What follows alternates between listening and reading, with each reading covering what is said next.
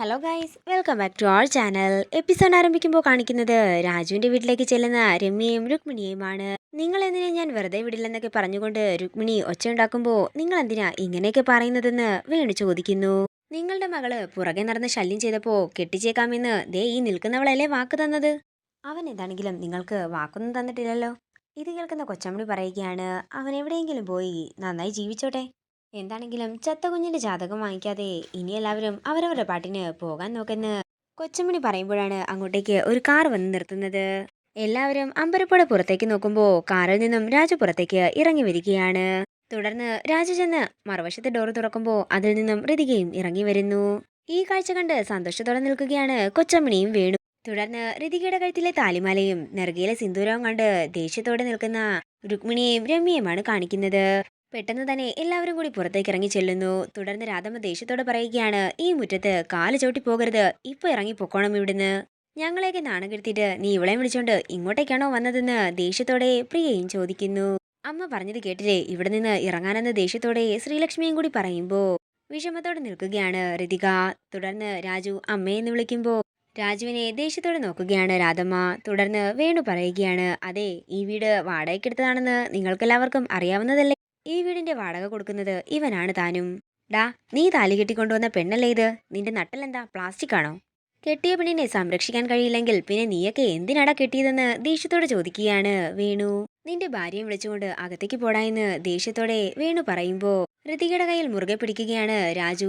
ഇത് കാണുന്ന രാധമ്മ ദേഷ്യത്തോടെ പറയുകയാണ്, നീ ഒരടി മുന്നോട്ട് വെക്കരുത്. എന്താണെങ്കിലും നിന്നെ ഞാൻ ഈ വീട്ടിൽ കേട്ടില്ലെന്ന് രാധമ്മ പറയുമ്പോ ഇത് ഞാൻ താലി കെട്ടിയ പെണ്ണാണെങ്കിൽ എന്റെ കൂടെ ഈ വീട്ടിൽ തന്നെ താമസിക്കുമെന്ന് രാജുവും പറയുന്നു.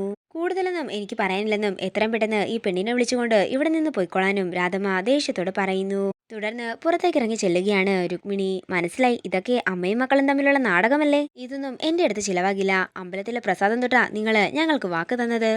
നീയൊക്കെ നശിച്ചു പോകുമെന്ന് രുക്മിണി പറയുമ്പോ പിന്നെ നിങ്ങൾ വിശ്വാമിത്രന്റെ പെങ്ങളല്ലേ, ഇറങ്ങിപ്പോ പെണ്ണുപിള്ളയെന്ന് വേണു ദേഷ്യത്തോടെ പറയുന്നു.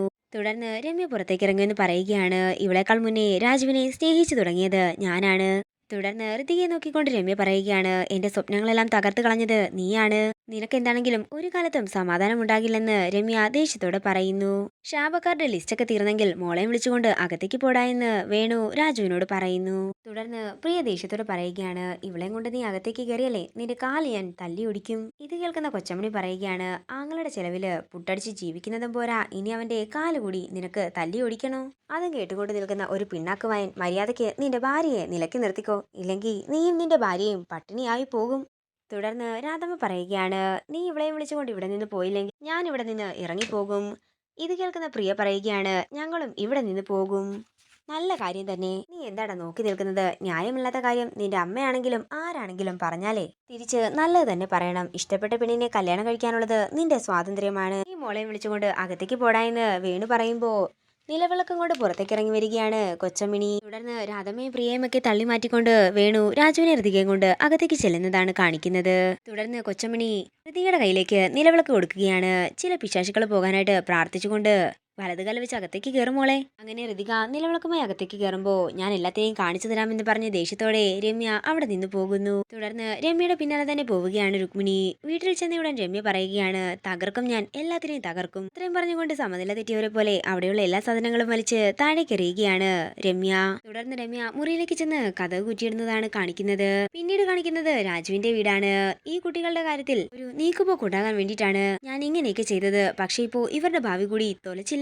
അവരുടെ ഭാവി അവരെ നോക്കിക്കോളും, അതിനുവേണ്ടി രാജുവിന്റെ ജീവിതം നശിപ്പിക്കണോ എന്ന് വേണു ചോദിക്കുന്നു. ശ്രീലക്ഷ്മിയുടെ കാര്യമെല്ലാം ഞാൻ നോക്കിക്കോളാമെന്നും എന്നാലും രാജുവേട്ടൻ എന്റെ പെങ്ങളോട് ചെയ്തത് അല്പം കടന്ന കൈയായി പോയെന്നും ഹരീഷ് പറയുന്നു. ഇവനോട് ഞാൻ പല പ്രാവശ്യമായി പറഞ്ഞു കഴിഞ്ഞു ആ പെണ്ണിനെ കൊണ്ട് എങ്ങോട്ടെങ്കിലും പോകാൻ.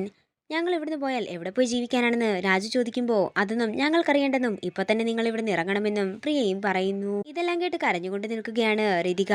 ഇത് കേൾക്കുന്ന വേണു ദേഷ്യത്തോടെ പറയുകയാണ്, ദേ, നീ ഇവിടെ കിടന്ന് കൂടുതൽ വിളയാൻ നിൽക്കണ്ട. കൂടുതൽ കളിച്ചാൽ നിന്നെയും നിന്റെ ഭർത്താവിനെയും ഞാൻ ഇവിടെ നിന്നെന്താണെങ്കിലും ഇറക്കി വിടും. തുടർന്ന് രാധമ്മ താൻ ഹരീഷിന്റെ ശ്രീലക്ഷ്മിയുടെ ഒപ്പം പോകുമെന്ന് പറഞ്ഞ് ഇറങ്ങാനൊരുങ്ങുമ്പോൾ നമ്മുടെ കർണം പുകച്ചെന്ന് കൊടുത്തതിന് ശേഷം കയറി അകത്തേക്ക് പോകാൻ പറയുകയാണ് വേണു. ആഘാതത്തിൽ ബോധം കെട്ടി വീഴുന്ന രാധമ്മയെ കാണിച്ചുകൊണ്ട് ഇന്നത്തെ എപ്പിസോഡ് ഇവിടെ തീരുകയാണ്. വീഡിയോ ഇഷ്ടമായെങ്കിൽ മറക്കാതെ ലൈക്ക് ചെയ്യുക, ഷെയർ ചെയ്യുക, കമന്റ് ചെയ്യുക. കൂടുതൽ സീരിയൽ അപ്ഡേറ്റ്സിനെ മറക്കാതെ സബ്സ്ക്രൈബ് ചെയ്യുക.